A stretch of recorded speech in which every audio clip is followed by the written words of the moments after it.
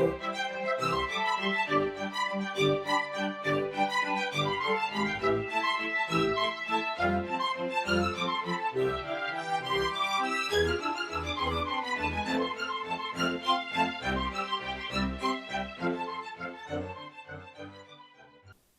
to the Secrets of College Planning. I'm your host, Anthony Uva, and today we're going to get some insight into athletics. We are live at the NCAA conference in San Antonio, Texas, and my guest today is Mikayla Correia. She is from Massachusetts Maritime Academy. She is the Assistant Athletic Director and lacrosse coach. Welcome to the show. Thank you for having me.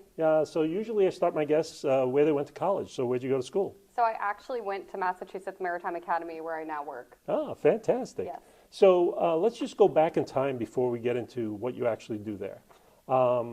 In high school, when did you start thinking about going to college? Was it freshman year, senior year? When did it all start for you?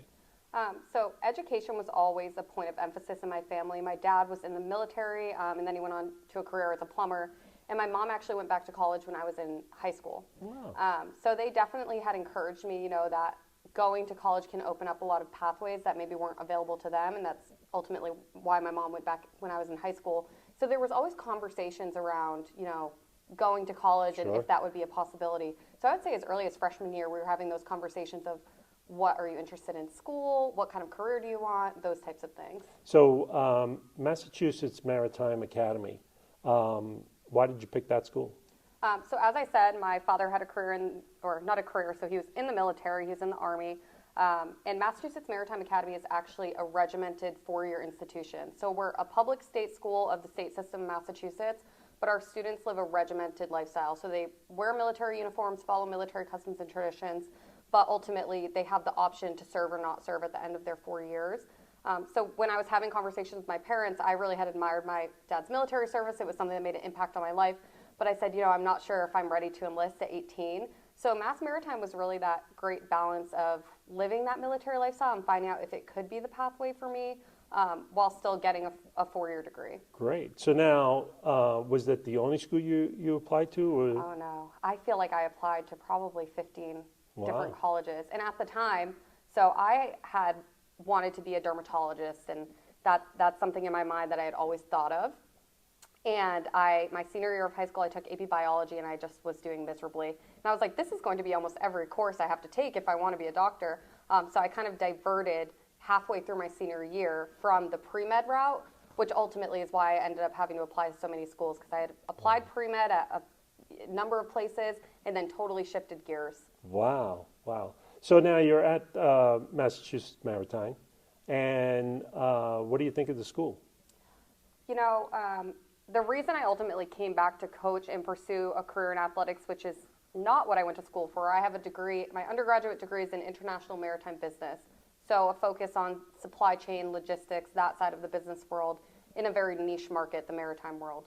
But because we're such a specific institution, we're actually only around 13% female undergraduate population.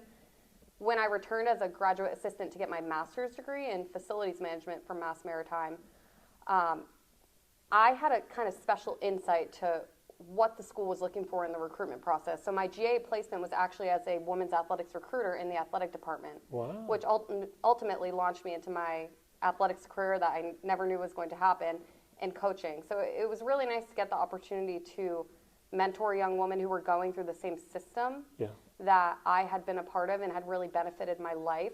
The structure of being in a pseudo-military institution for 4 years teaches you so much about yourself. We're put in, I say we, the students who are cadets, we're put into a lot of like managerial types positions and leadership positions. We call it a leadership laboratory. Sure. So you get to learn a lot about who you are as a leader before going out into the workforce. And one of the most valuable things I always tell recruits, you're allowed to make mistakes in a low-risk environment. So before it's going to cost you millions of dollars, or ultimately in the military, it could be lives on the line, right? You get to learn about your communication style, how you want to mold other people, as a leader. Sure. So now, as the assistant athletic director and students coming there, how do you find the students that you want to get them to come to Massachusetts Maritime? How do you do that? Sure. So, like I said, it is a pretty specific school. We actually only have 7 majors. So you're looking for a very specific type of student academically in the first place. So we consider ourselves a STEM institution. Oh. So we're looking for people who excel in math and science or have a passion for that. We have 3 different engineering programs.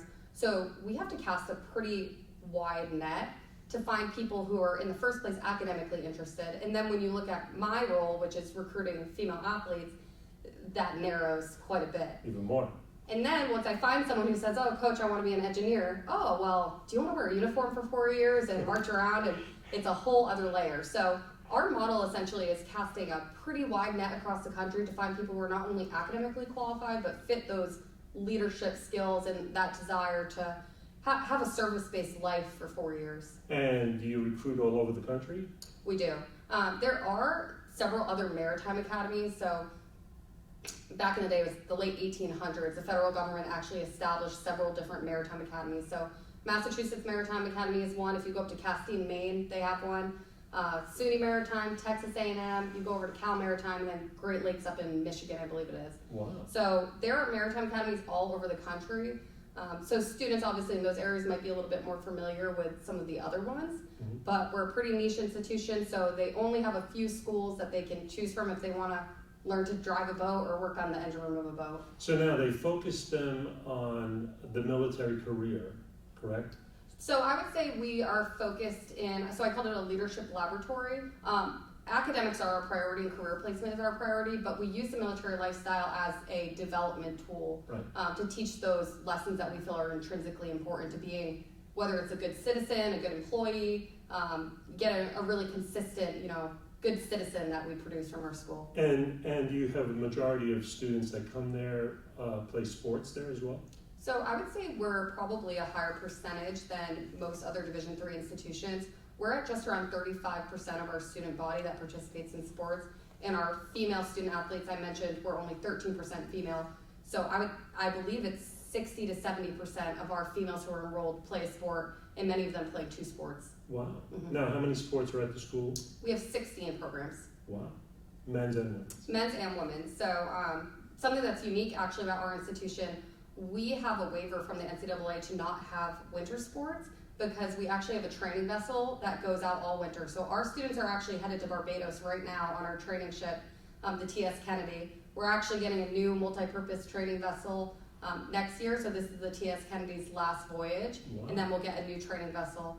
So they actually are getting hands-on training on working on a ship, and they're gone for 2 months. So our students aren't even on campus from January to March, so we have no winter sports on campus. So a big question with parents and students that are coming is always the cost of the schools. Is there a cost, or is it more of like a military school, like Navy or Army or something like that? Sure.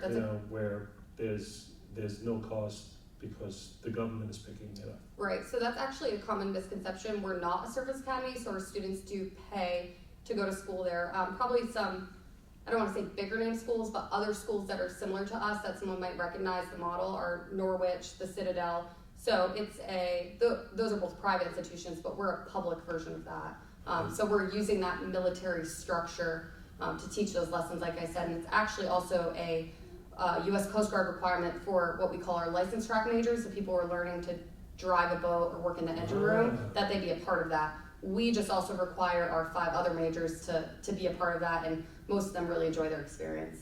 Now, if they play a sport at the school, is there merit money or some type of scholarship or anything that they get? So we're Division III, so we can't offer athletic scholarships, but we do have merit scholarships available to all of our student athletes, and I believe the merit scholarship opportunities start at a 3.0 GPA. And then academics as well? Yep, so the merit scholarships are solely based on their academic performance. So that would be just the baseline is their SAT scores, their GPA. But we do have a scholarship called the Emory Rice Scholarship, which is a much more sizable amount, and that factors in things like your extracurriculars, and they have to interview for that scholarship. So I think we offer about 10 of those a year, in the amount of roughly $14,000 a year. So it's pretty substantial. Yeah. Now, the type of students that you're looking for, they have to be A students, always? Is that it? Or can they be a variety of different type of student? Sure. I think we do attract a variety of students. Our average acceptance GPA, I believe, is about 3.0. So you're looking at around a B student as our average student, but obviously to be eligible for, let's say, that Emory Rice Scholarship, we're looking for maybe higher academic performers. Right. But the unique thing about our institution, especially being a leadership-based, service-based institution, and then having all the engineering majors, we have car guys and girls who come in that maybe aren't the academic type, but I've seen them take apart and put back together a diesel engine. So we're getting students from all walks of life. We have some non-traditional students who come back to school because they're looking for a career on the sea. My freshman year roommate, I believe, was 38 years old. So we have a bunch of different students, but they all come and participate in our regiment of cadets, which is that leadership laboratory that I talked about. Wow. So we're coming to the end of our show, and usually I ask my guests, what advice do you want to give to the students and the parents that are watching? What advice do you want to give them? I think there's so many great opportunities out there today. I remember when I was first, going through the college search process, I was obsessed with these online research sites that told you all the statistics and information about the colleges you were interested in. What was your likelihood of getting in? And I think in the long run, it really benefited me to start that process early, visit a lot of these campuses in person, especially if you're through the athletic recruitment process. You want to get to know the team. You want to get to know the culture of the campus.